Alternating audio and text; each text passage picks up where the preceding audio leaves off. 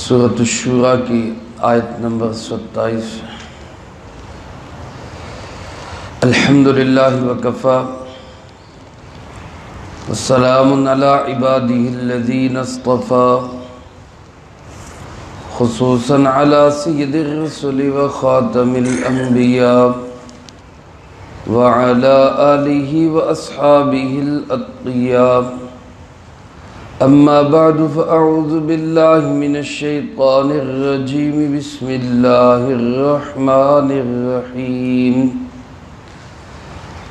ولو بسط اللہ الرزق لعباده لبغوا في الارض ولكن ينزل بقدر ما يشاء انه بعباده خبير بصير۔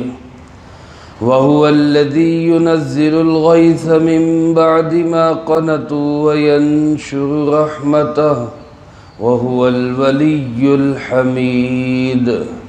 ومن آياته خلق السماوات والأرض وما بث فيهما من دابة وهو على جمعهم إذا يشاء قدير۔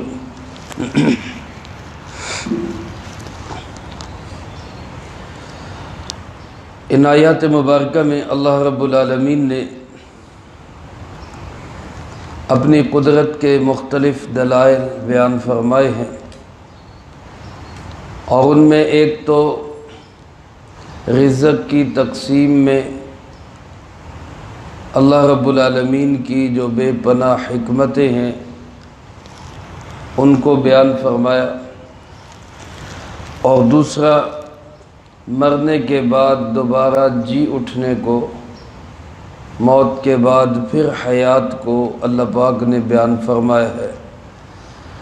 مشرکین عرب کو جناب محمد کریم صلی اللہ علیہ وسلم کے متعلق جہاں اور بہت ساری چیزوں میں اشکال و اعتراض تھا، سوالات اٹھاتے تھے، وہاں ایک سوال یہ بھی اٹھاتے کہ اگر تم اللہ کے نبی ہو تو تمہاری مالی حالت، مالی پوزیشن کمزور کیوں ہے؟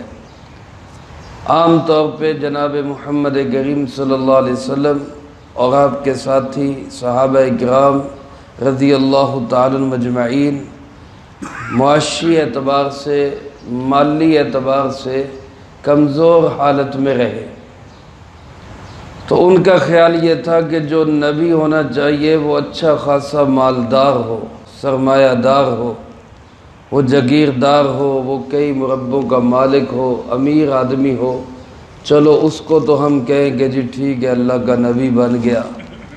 تو یہ غریب آدمی، یہ کمزور آدمی، مالی اعتبار سے بالکل جو ہے وہ کچھ نہ رکھنے والا آدمی، یہ کیسے اللہ کا نبی بن گیا؟ عام طور پہ وہ کہا کرتے تھے لولا نزل ھذا القرآن علی رجل من القریتین عظیم، یہ قرآن اگر اتر نہیں تھا تو یہ مکے اور طائف میں کسی بڑے آدمی پہ کیوں نہیں آیا؟ یہ ایک معاشی اعتبار سے ان کا بیان ایک سٹیٹس بنا ہوا تھا۔ وہ یہ سمجھتے تھے کہ بس یہ نبوت اور یہ اللہ کی طرف سے رسالت کا ملنا یہ بھی مال و دولت والوں کی جاگیر ہونا چاہیے بس، حالانکہ یہ تو اللہ کا فضل ہے، اللہ جس کو عطا کرتے، جس کو چاہے اللہ عطا کرتے۔ تو بعض صحابہ کرام رضی اللہ تعالی مجمعین کے دلوں میں بھی بعض اوقات یہ بات آ جاتی، بھئی اللہ پاک ان کو مال دے رکھا، اللہ ہمیں بھی دے دیتا، چلو ان کے یہ تانے تو ہمیں نہ سننے پڑتے۔ تو اس کا جواب دیتے ہوئے اللہ پاک نے ارشاد فرمایا لو بسط اللہ الرزق لعبادی، کہ اگر اللہ اپنے سارے بندوں کے لیے رزق کو کشادہ کر دیتا، سارے ہی بندے مالدار ہو جاتے، ایک جیسا مال و دولت سب کو اللہ عطا کر دیتا، تو کیا ہوتا؟ اللہ فرماتے لبغوا فی الارض، زمین میں فساد ہو جاتا۔ آج یہاں ایک علاقے کے اندر دو چار مالدار ہو نا تو وہ برداشت نہیں کرتے، وہ کہتے ہیں میری چودراہٹ ہونی چاہیے، دوسرا کہتا ہے میری ہونی چاہیے۔ جب سارے ہی مال والے ہوتے، سارے ہی بڑے بڑے سرمایہ دار ہوتے، تو پھر کیا ہوتا؟ لڑائیاں ہوتی، فساد ہوتے زمین کے اندر، کوئی کسی کے سامنے دبتا ہی نہ، کہتا تو ہوئیں گا اپنے گھر میں بھی بڑا مال والا، لڑائیاں ہو جاتی۔ پھر جتنا مال و دولت انسان کے پاس بڑھتا ہے اتنی لالچ بھی بڑھتی ہے۔ آپ اندازہ کر لیں، جو جتنا بڑا سرمایہ دار ہوگا اس کے دل کے اندر اتنی زیادہ ہرس ہوگی کہ میرا سرمایہ اور بڑھ جائے، وہ اتنی زیادہ کوشش کرے گا۔ تو اگر اللہ فرماتے میں رزق کو کھول دیتا، سرمایہ سب کے لیے عام کر دیتا، سب کو ایک جیسا بنا دیتا، تو پھر نتیجہ کیا ہوتا کہ زمین کے اندر فساد ہوتے، جھگڑے ہوتے، بغاوتیں ہوتی، اللہ رب العالمین کی سخت نافرمانیاں ہوتی۔ اس سے کہ ایک جگہ پہ آتا ہے کہ حضرت آدم علیہ السلام کو جب اللہ پاک نے عالم ارواح کے اندر ان کی اولاد دکھائی تو انہوں نے اپنی اولاد کو دیکھا، مالی اعتبار سے کوئی بہت ہائی لیول پہ ہے، کوئی بالکل لو درجے پہ، تو انہوں نے اللہ پاک سے سوال کیا لولا سویت بین عبادک، اللہ تو نے اپنے سارے بندے ایک جیسے کیوں نہیں بنا دیا، مالی اعتبار سے سب کو ایک جیسا کیوں نہیں رکھا؟ اللہ پاک نے وہاں ان کے جواب میں فرمایا اگر میں سب کو ایک جیسا بنا دیتا تو مجھے کون یاد کرتا؟ یہ فرق ہے تو لوگ مجھے یاد کرتے، جن کے پاس نہیں ہے وہ میری طرف متوجہ ہوتے ہیں، جن کے پاس ہے وہ کمزوروں کو دیکھ کے کچھ شکر کرتے ہیں کہ یا اللہ تیرا شکر ہے ہمیں تو نے دیا۔ اس معاملے میں میرے محترم دوستو اسلامی اصول یہی ہے کہ اللہ پاک نے رزق کی تقسیم اپنے ہاتھ میں رکھی، کسی کو زیادہ دیا ہے، کسی کو کم دیا ہے، کسی کو درمیانے درجے میں رکھا ہے۔ اس ساری حکمتوں کو جاننے والا کون ہے؟ وہ اللہ ہے۔ انسان کا کام یہ ہے کہ وہ جس حال میں اللہ رکھے اس حال میں ہی اللہ سے خوش رہے، اللہ کی رضا میں راضی رہے۔ اور مالی اعتبار سے اگر انسان اپنے سے اوپر والے کو دیکھے گا تو ناشکری پیدا ہوگی، اپنی نعمتوں کی ناقدری ہوگی۔ اگر ایک آدمی کے پاس سائیکل ہے وہ موٹر سائیکل والے کو دیکھے گا تو سائیکل کی ناقدری ہوگی، موٹر سائیکل والا کار والے کو دیکھے گا تو اپنی نعمت کی ناقدری اور ناشکری ہوگی۔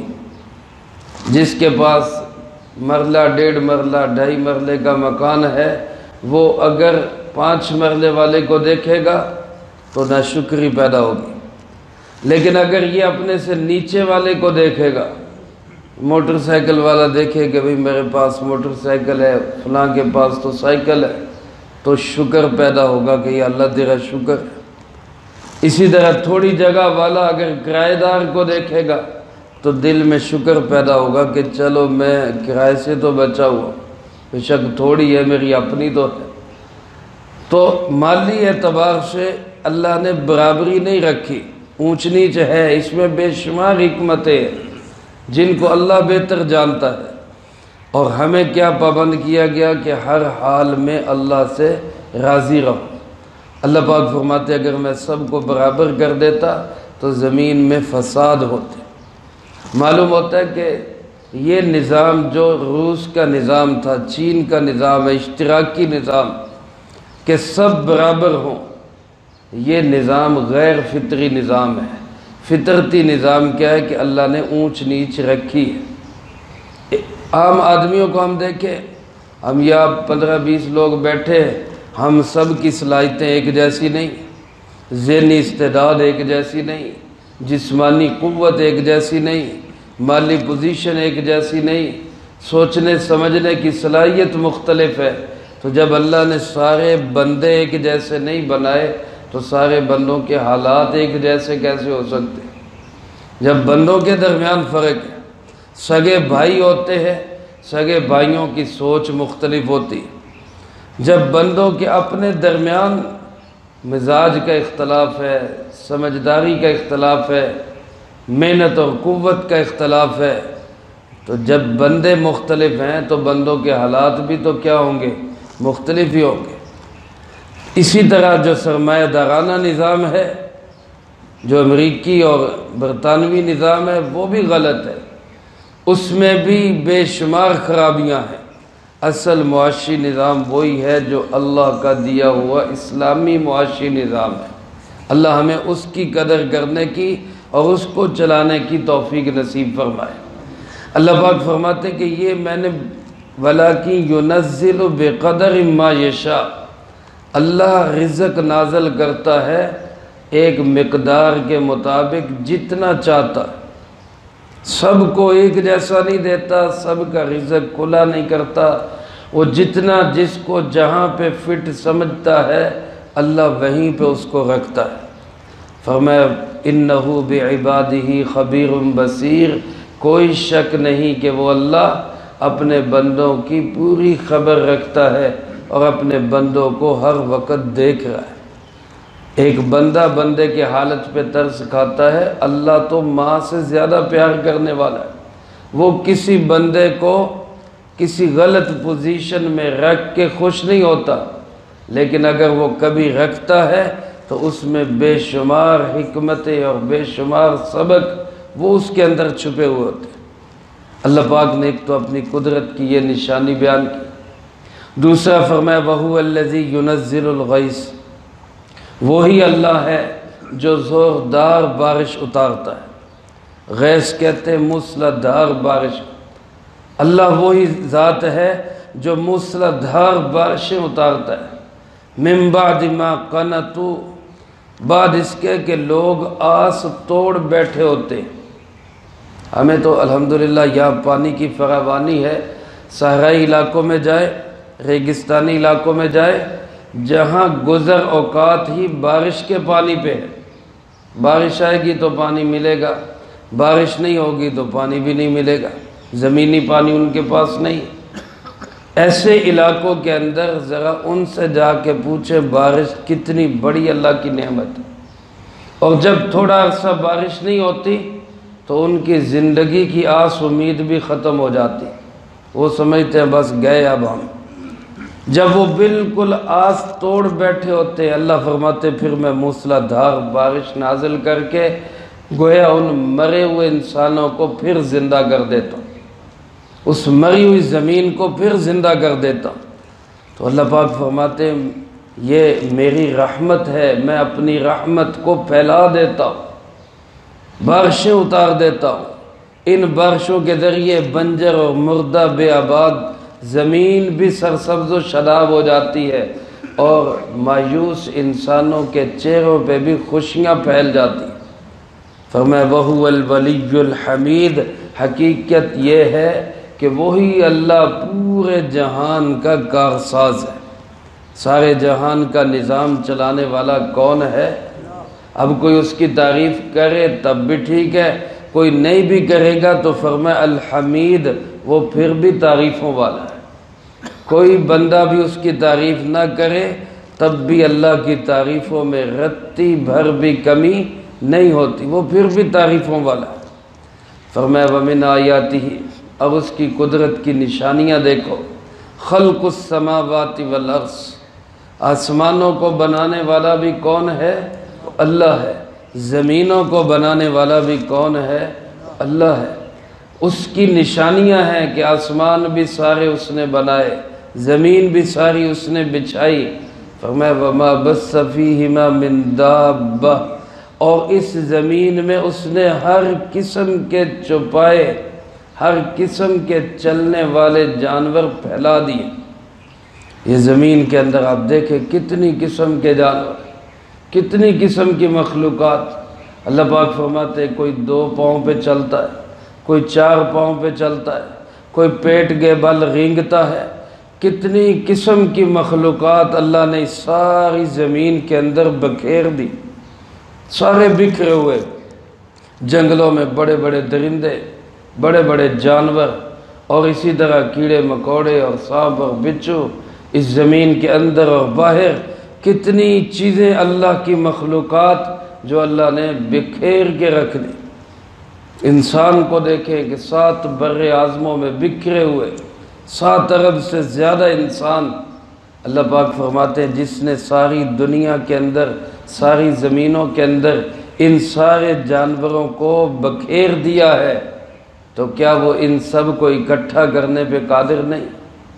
اللہ چاہے تو وَهُوَ عَلَى جَمْعِهِمْ، وہ ان کو جمع کر سکتا ہے، اذا یشاء قدیر، جب وہ چاہے وہ اس پہ کیا رکھتا ہے؟